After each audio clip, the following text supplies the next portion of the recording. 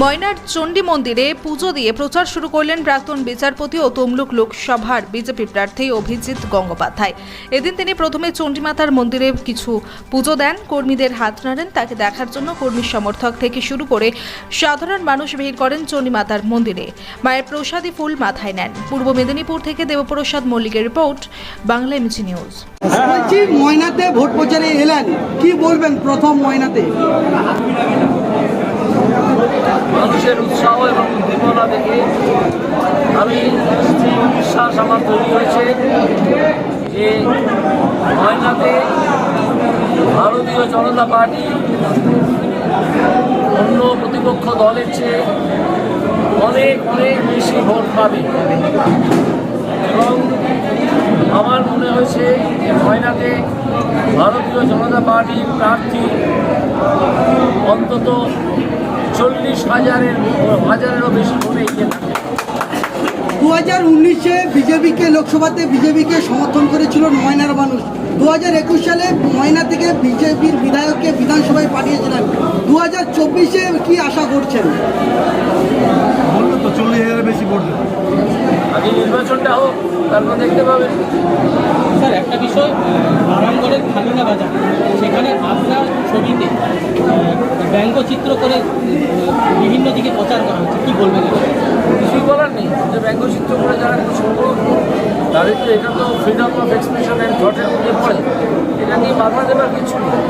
আমি এরকম বলবো না যে সেই অভিকেশ মহাপাত্রকে যেরকম একটা ব্যঙ্গচিত্রের জন্য যেরকম নিয়ে দেওয়া হয়েছিল সেরকম করা উচিত। এইসব করেন শৈলতন্ত্রী মানসিকতার যারা, তারা আমাদের গণতন্ত্রের ভালো খারাপ সব নিয়েই চলবে। মহুয়া মৈত্র এটির সমন এড়ালেন এবং প্রচারে যাওয়ার পরে আবার নতুন করে কথা বলবেন, কি বলবেন? আর মহামঞ্চ তো একটা অন্যায় করেছে, এটা তো প্রমাণ হয়ে গেছে। সংসদীয় কমিটির কাছে ইডির সমন এড়াচ্ছেন কারণ তার ভয় আছে। তিনি তাকে এমন কিছু প্রশ্ন করতে পারে, এমন কিছু প্রমাণ দেখাতে পারে যাতে তিনি আরও জড়িয়ে যাবেন এই অপরাধের সঙ্গে। একটা অপরাধ, সাংঘাতিক অপরাধের কাজ তিনি করেছেন। বলছি স্যার, মমতা বন্দ্যোপাধ্যায়কে নিয়ে একটি টিভি চ্যানেলে করা মন্তব্য করেছিলেন আপনি। সেই মন্তব্য টুইট আকারে নির্বাচন কমিশনকে ট্যাগ করে পোস্ট করেছে তৃণমূল কংগ্রেস, কি বলবেন? করতে পারে, তাদের করতে দিন। যদি নির্বাচন কমিশন আমার কাছ থেকে জানতে চায়, আমি তার উত্তর দিয়ে দেবো।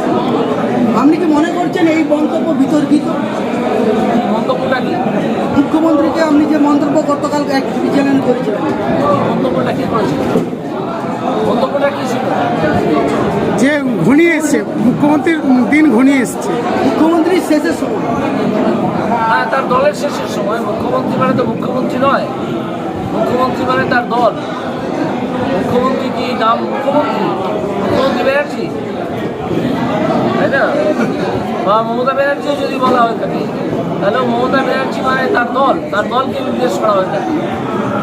সে যাত্রা দলই হোক আর একটা কোম্পানি হোক, তার সময় ঘনিয়ে এসছে।